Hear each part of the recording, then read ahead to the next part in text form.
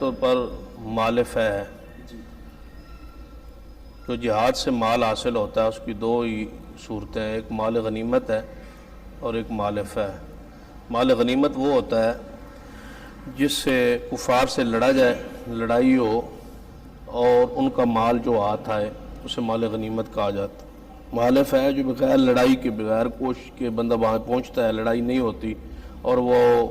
لڑائی سے ہاتھ کھڑے کر دیتے ہیں تو ان کا مال جو حاصل ہوتا ہے، ملتا ہے، اسے مال فہ کہا جاتا ہے۔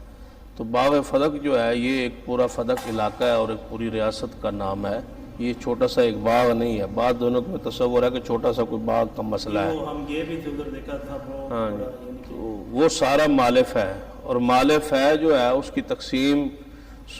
قرآن پاک میں وضاحت صراحت کے ساتھ غالباً سورۃ الحشر میں موجود ہے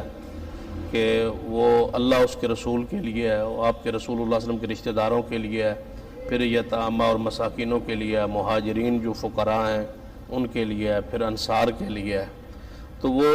نبی علیہ الصلوۃ والسلام کا بحیثیت حاکم حق تھا، آپ نے اس کو مال فہ کی تقسیم کا طریقہ کار اللہ تعالیٰ نے آپ کو بتلا دیا تھا کہ آپ اپنے ذاتی اخراجات اور اپنے گھر والوں کے اہل بیت کے اقربین کے اخراجات، اس کے بعد جو ہوتا نبی علیہ الصلوۃ والسلام اس کو صدقہ کر دیتے یتامہ مساکین میں، فقراء میں، مہاجرین میں، انصار میں۔ یہی تقسیم رہی رسول اللہ صلی اللہ علیہ وسلم کی زندگی میں۔ سیدنا صدیق رضی اللہ تعالیٰ عنہ جب منصب خلافت پہ آئے تو اہل بیت کی خواہش یا اس طرح سمجھے کہ ان کا یہ مطالبہ تھا یا ان کے مسئلہ اس کی وہ چاہتے تھے، ان کا یہ خیال تھا کہ شاید یہ ہمارا حق ہے اور ہمیں وراثت کے طور پر یہ ملے گا۔ تو یہی ازواج مطہرات کا بھی حق تھا، ان کا بھی یہی خیال تھا۔ یہ نہیں ہے کہ صرف سیدہ فاطمہ الزہرا رضی اللہ تعالیٰ عنہا نے تو اس کا مطالبہ باضابطہ کیا نا، لیکن آل رسول میں سے ازواج مطہرات نے بھی اس کے بارے میں اکٹھ کیا، آپس میں ازواج مطہرات نے بات کی۔ تو سیدہ عائشہ رضی اللہ تعالیٰ عنہ کے پاس وہ آئیں اور سیدہ عائشہ رضی اللہ تعالیٰ نے اس کی وضاحت کی کہ یہ حدیث ہے، آپ نے کیا یہ حدیث نہیں سنی؟ انہوں نے اس حدیث کو وضاحت کر کے، اور ادھر صدیق رضی اللہ تعالیٰ کے پاس جب سیدہ فاطمہ الزہرا گئیں تو انہوں نے یہ حدیث پڑھی کہ نبی علیہ الصلوۃ والسلام نے فرمایا کہ ہم انبیاء علیہ السلام کی جو جماعت ہوتی ہے، جو ہم مال چھوڑ جاتے ہیں، ما ترکنا فہو صدقۃ، جو ہم چھوڑ جاتے ہیں وہ صدقہ ہوتا ہے، تو لہٰذا یہ سارے کا سارا صدقہ ہوگا، لیکن وہ اخراجات، وہ معاملات یہ گورنمنٹ کی، حکومت کی نگرانی میں رہیں گے، لیکن وہ معاملات جو رسول اللہ صلی اللہ علیہ وسلم کے زمانے میں اخراجات اہل بیت کے چلتے تھے، وہ اخراجات اسی طرح اس کی آمدن سے چلتے رہیں گے، اور اس میں کوئی دوسری رائے اور کوئی اختلاف نہیں ہے کہ آل رسول اہل بیت کو اخراجات ملتے رہے۔ سیدہ فاطمہ الزہرا کو بھی، سیدنا علی رضی اللہ تعالیٰ عنہ کو بھی، آپ کی آل بیت جتنے بھی تھے، آل رسول تھے، آل علی تھے، آل جعفر تھے، آل عقیل تھے، جو رسول اللہ صلی اللہ علیہ وسلم کے رشتہ دار تھے، اقربین کے اندر داخل تھے، ان کے سارے اخراجات معاملات جو ہیں وہ باغ فدق کی آمدن سے ہی چلتے رہے۔ صرف تولیت، نگرانی، ذمہ داری جو ہے وہ حکومت کے پاس رہی۔ تو سیدنا عمر رضی اللہ تعالیٰ عنہ کے زمانہ خلافت میں وہ تولیت، نگرانی بھی سیدنا علی کو دے دی گئی تھی رضی اللہ تعالیٰ عنہ۔ صحیح البخاری میں، جس بخاری میں یہ روایت موجود ہے نا کہ انہوں نے مانگا اور نہیں دیا، تو اسی بخاری میں یہ وضاحت موجود ہے کہ سیدنا عمر رضی اللہ تعالیٰ نے سیدنا علی اور سیدنا عباس کے حوالے کر دیا تھا کہ یہ تم اس کی نگرانی سنبھالو، تم اس کی ذمہ داری سنبھالو، لیکن یہ مجھ سے عہد کرو کہ اخراجات جو جتنی آمدن ہوگی اس سے اپنے اخراجات چلاؤ گے، اور اس کے بعد جو کچھ ہوگا وہ اسی طرح صدقہ کر دو گے جس طرح رسول اللہ صلی اللہ علیہ وسلم کرتے تھے۔ تقسیم کا طریقہ وہی رہے گا، نگرانی تولیت تمہاری رہے گی، لیکن پھر اہل بیت میں آپس میں اختلاف ہوا، اس کو نہیں بیان کیا جاتا۔ جس طرح صحابہ کرام کے پاس سیدہ فاطمہ الزہرا تشریف لائیں سیدنا صدیق رضی اللہ تعالیٰ عنہ کے پاس، اسی طرح سیدنا علی اور عباس رضی اللہ تعالیٰ عنہما ہمارے لیے چونکہ ساری شخصیات واجب الاحترام ہے، واجب الاکرام ہے، کسی ایک کی توہین جو ہے وہ ہم اس کو کفر سمجھتے ہیں، کسی ایک ہستی کی تنقیص کو ہم جو ہے گمراہی سمجھتے ہیں، اس لیے ہم ساروں کی عظمت کو، شان کو، مقام کو تسلیم کرتے ہوئے وہ حقائق امت کے سامنے رکھتے ہیں جن کو چھپایا گیا ہے۔ ایک فریق نے ایک چیز کو تو وہ بیان کر دیا جس سے صحابہ کرام کی تنقیص کا پہلو وہ لوگوں کے سامنے بیان کرنا چاہتے ہیں، لیکن جو دوسرا جو انداز ہے، دوسرا جو پہلو ہے، دوسری روایات ہے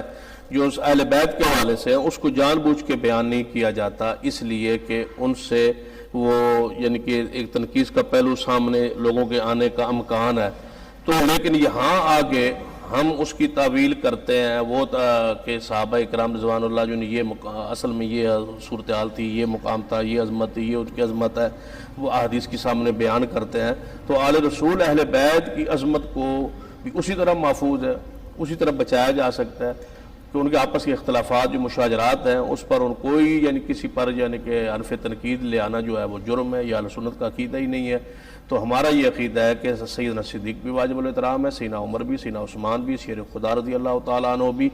حضرت علی حضرت قرار رضی اللہ تعالیٰ عنہ، سیدنا حسن حسین بھی، آپ کی پوری آل جو ہے ہمارے لیے ایمان ہے۔ اللہم صلی علی محمد وعلی آل محمد۔ تو حضرت عباس و علی کا رضی اللہ عنہ آپس میں اختلاف ہوا، ایک فرماتے تھے کہ میں نگرانی لوں گا، سیدنا علی فرماتے تھے میں لوں گا، سیدنا عباس فرماتے تھے میں لوں گا، پھر دونوں کا اختلاف سیدنا عمر رضی اللہ تعالیٰ عنہ کے پاس آیا، اور ساتھ صحابہ کرام بھی آئے ہوئے، یہ ساری بخاری شریف میں وضاحت موجود ہے، وہ بھی تشریف لائے تو ان کے درمیان فیصلہ کر دیں کہ حضرت علی میں سے یا حضرت عباس میں سے کون ہوگا، ان دونوں میں سے کون ہوگا، وضاحت فرما دیں۔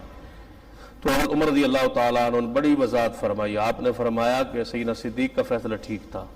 کہ انہوں نے حکومت کی نگرانی میں یہ رکھا تھا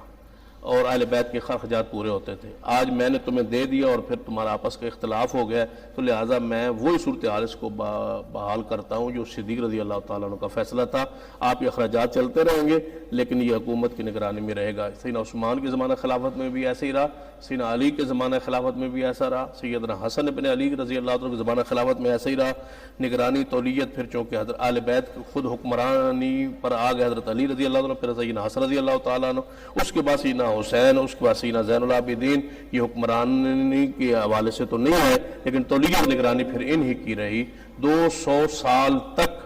جو ہے وہ وضاحت کتب میں موجود ہے کہ یہی نگرانی، یہی ذمہ داری رہی، اور آج میری جو ہے معلومات اس کے مطابق آج یہ وہ زمینیں جو ہیں سرکاری ملکیت میں ہیں، اور جو وہاں آل رسول آج بھی موجود ہیں،